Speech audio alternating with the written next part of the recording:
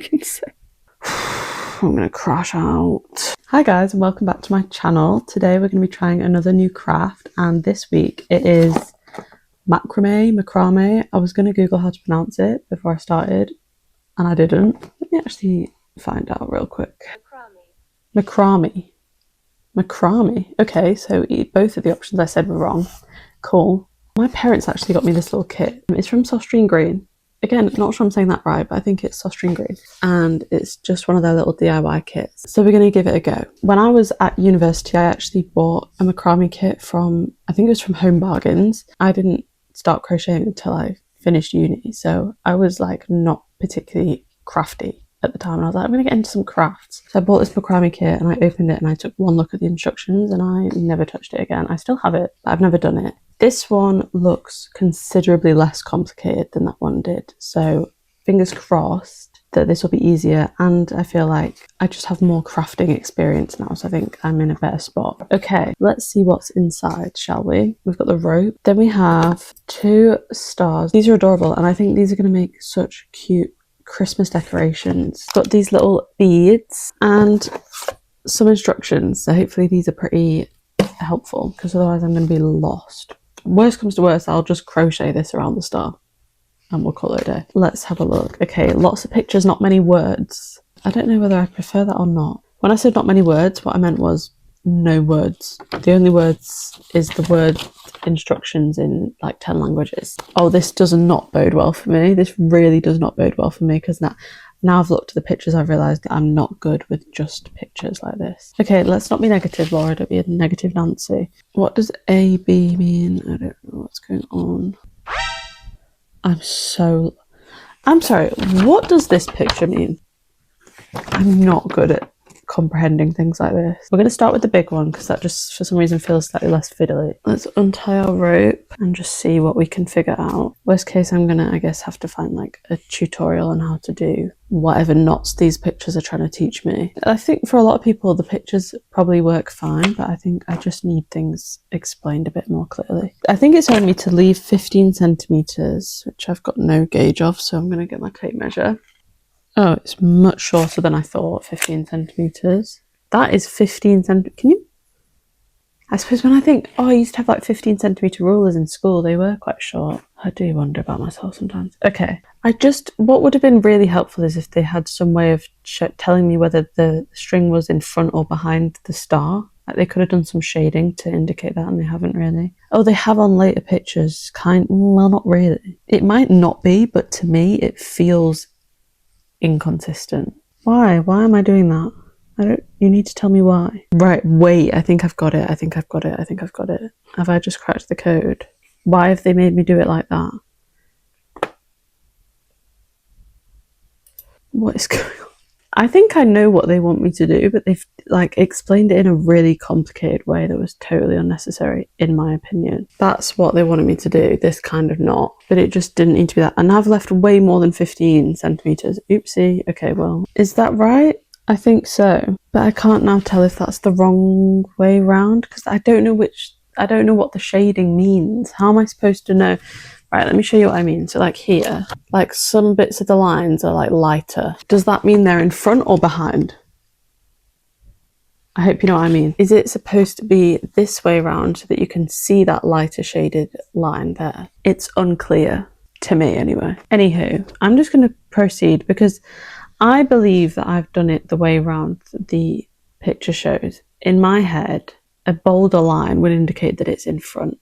But then there's even bold. There's like 3 levels of bold and I don't understand any of them. Oh, I think I've done it the wrong way round. But then why is it drawn like that? I'm so sorry. This whole video so far is just me being confused. Oh, it is behind. Right, bog off. Let's start again. I'm not gelling well with this form of instruction, if you couldn't tell. Some of it has arrows and some of it doesn't. So you want me to go behind the bar but then through there. Gotcha. Okay, now I believe it's the right way around. Right, so that's got us through pictures 1, 2 and 3. So I think actually we're speeding along. Okay, so now I have to go in front of the star through really I have to move all of this every time I want to make a knot. What an irritating situation. The shading is really irritating me, because why have they done the arrows? The arrow goes behind one and then in front of another, but the shading, it doesn't change. I don't know if you're gonna be able to see what I mean. This dark line here is not, like, it doesn't stay dark over that strand, which would imply that you're going behind, but you're not, because if you look at the arrow, it goes over it, whereas here it goes behind it. So why is the shading not indicating that? I really desperately hope you know what I mean when I say, like, shading, like the darkness of the line. I feel like I'm going insane. I'm too tired for this. I'm so tired today, and my brain can't cope. So I've gone in front of the star, round and behind the star, but then back over this first strand. Why do people do this for fun? Back up here and through here. Okay, I did it. Now what? What? Guys, I can't. Okay, again, I'm going to have to insert pictures on the screen because you're not going to know what I mean. If we look in picture 4, the 2 arrows, the first one goes over the frame of the star. You can see the arrow over the frame, so you know that you're going on top of it. And the second arrow goes behind the frame of the star. You can see that the arrow stops, like where the frame is, so you know you're going behind. In picture 5, both arrows are over the frame. If you do that in reality, you're not actually doing anything. You're going on top of the frame, staying on top of it, and then going back inside yourself. Nothing happened. Do you see what I'm saying? I could be just the dumbest person alive, but if you're going to indicate where the yarn is going with the arrows on one picture, I feel like you should stay consistent with that. So now I'm going to have to try and figure out what the shading means, and we all know that's not working well for me. It looks like they actually want me to go behind on arrow A. They just decided not to make that clear. I'm gonna crash out. Right, assuming they wanted me to go behind, that will actually make a knot, but the arrows do not indicate a knot otherwise. Okay, cool. Okay, so I have to repeat those 2 steps essentially all the way down. Over, under, and then under, over. See, if they'd have just written that down, I'd have got this about 10 minutes ago. Okay, we're going to make this an easier situation to deal with. So it looks like I have to do that all the way down to the bottom and then cut the yarn, leaving 30 centimeters, and then start the top again on the other side and go down. And then we can add the beads and turn the 30 centimeters at the bottom into tassels. It actually is quite simple, and I was just crashing out for no reason, but I think it's valid for me to be frustrated because the instructions are wrong. Just on that picture 5, they didn't actually indicate that the yarn needs to go behind the frame. Okay. Oh no. Okay. See, this is actually really very simple once you like break it down, but it is just irritating. Like, it feels like this can't be how people are actually doing this with this big clob of yarn. I don't know, maybe I'm just being weird about it, but it feels odd to me personally. Okay, so I have 5 full knots done now, which I feel like is going well. Let me know in the comments if you have ever tried, so I've already forgotten how to pronounce it. What was it? Macramé? I might be tempted now, like in future, to try that other kit that I bought, because I did give up on it like almost immediately when I bought it at uni. So I could be convinced to give it another proper go.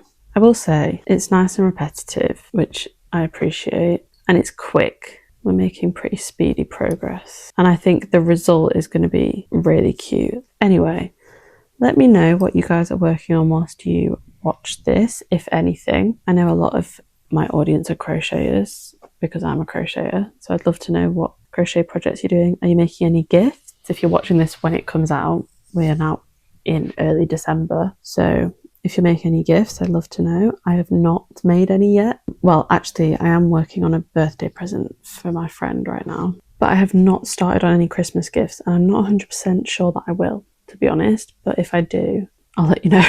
I kind of don't want to put the pressure on myself right now, to be honest with you, and I hope that can serve as a reminder to any of you. You don't have to make things for people if you don't have the time. It isn't worth like putting your well-being or your health at risk. Don't be like losing sleep or potentially giving yourself carpal tunnel or tendonitis or whatever else to make a beanie for someone. Like, I promise you it isn't worth it. Make gifts for who you want to and who you have time to. It's basically what I'm trying to say. Oh, I know what I want to chat about. We are nearly at 50,000 subscribers, which is ridiculous. As I'm filming this, let me give you guys some live stats. As I'm filming this, I am on 49,049 subscribers, which is insane. The thing is, I'm filming this earlier in the week than I usually do. This is currently Monday, and this won't go out till Saturday. So I don't know what will be on when this goes out. Let me know in the comments what I'm on as you're seeing this. My goal was to hit 50k by the end of the year, but I think with the rate it's been going, we could probably do it this week, which is insane. So if you're watching this and we've already hit it, then thank you. And if not, please make sure you're subscribed so that we can. Make sure you're subscribed anyway, but especially if we haven't hit 50k yet, because that is crazy. I honestly can't believe it, because I posted my first proper YouTube video on the 1st of March this year. I was posting shorts, I think, from like January, maybe December. By the way, progress update. It looks so cute. I do actually love it. But yeah, insane that we're nearly at 50k. I guess the big goal for 2026 is 100k, which is really wild, and I don't know whether I'm like aiming too high, but you know what? I'm going to give myself the chance to surprise myself. You know? Why not? Dream big, guys. If I could get 100k and get one of those YouTube plaques, 12-year-old me would lose her mind if she thought I even had a chance of getting one of those YouTube plaques. I can't even tell you how like excited she would be by that. Because I've been obsessed with YouTube literally since I was like 11 or 12. Anywho, that's enough soppiness. The kit itself is good. It's like the materials are good, like good quality as far as I can tell. My only complaint is the instructions are just not right for my brain. And I'm sure there's a lot of people who would look at those pictures and be like, yeah, got it. Not me. What I'm going to do, because I'm sure this is super samey to watch, I'm gonna get this half of the star done and then I'll rejoin you.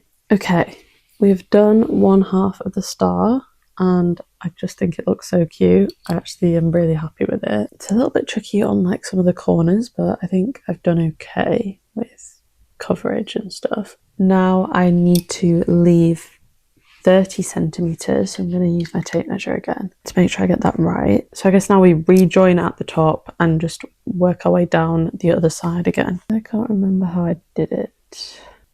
Oh wait, that's not right. My brain cannot comprehend these diagrams. I literally did it earlier. What's wrong with me? That comes back up through. Is that right now? Yes, okay. Oh, so now I've got to like not do it backwards, but it's still obviously over, over, but it's like on the other side. Don't have the coordination for this, guys. Oh, there's too many bits dangling down. Go away. Managed to get every other strand of yarn inside that knot. This is immediately so much harder doing it on the other side, and I don't really know why. I think I'll get into the rhythm of it again, but I feel like I've really got into the swing of things on the other side, and now I'm like, it feels wrong. I feel like I've never used my hands before all of a sudden. I understand why I have to do it like this though, so that I can have the tassels at the bottom, but it would have been so much easier to just keep going around the same direction. It does just constantly, like, the knot ends up down there, but I think that's just me probably having bad technique. I definitely am intrigued to try the other kit that I have though now, so drop a comment if you would like to see that, because if no one wants to see it, I won't do it, or I'll just do it without filming it. As I got more into like doing the other side and like, I got a good rhythm going and I got into like a good flow with it, I did start to enjoy it a lot more. Hopefully the same will happen as I get used to doing it on the other side. I can see why people do this. Like, you really don't have to think about it too much with this design anyway. Like, I've seen really intricate macrame work before, so I'm not in any way trying to like dumb down the whole craft now. Oh, this is so easy, because of course it is. I'm doing the same knot over and over and over again. There's definitely people who are very skilled at this craft, and it's not as easy as what I'm doing by any means. I just mean like for this level that I'm doing, it's like fun and simple and beginner friendly once you figure out the instructions. So I get it. I see the appeal. I will rejoin you again once we get to the bottom, and then we can do the beads and the tassels, and we'll be done, and we'll have a really cute Christmas decoration. Okay, we are coming to our last probably 2 knots here. It feels like it's got trickier again as I've come back around, because it keeps all getting caught like on the knots I did at the beginning, but that's fine. How cute is that? Okay, so I need to cut this bottom strand obviously to the same length as the other one. So let's turn the instructions over for the pictures of how to do the beads. Why is it then in picture? So in picture 9 I've already cut the tassels off, and then in picture 10 it wanted me to again cut it. I don't understand that at all. I don't know what any of that means. Let's put the beads on and then we'll cross that bridge. Oh, it's gonna be tough to get, because this one is really frayed as well. It's gonna be tough to get it through. Yay. It doesn't look like I do a knot or anything. It looks like I just do a knot at the top, because then obviously you can hang it up. So let's do that. And then obviously we're going to put the other bead on the bottom. And then I don't understand this picture at all. I need to untwist these strands to like make the tassels. Oh, so satisfying. Oh, don't retwist. You do the other one.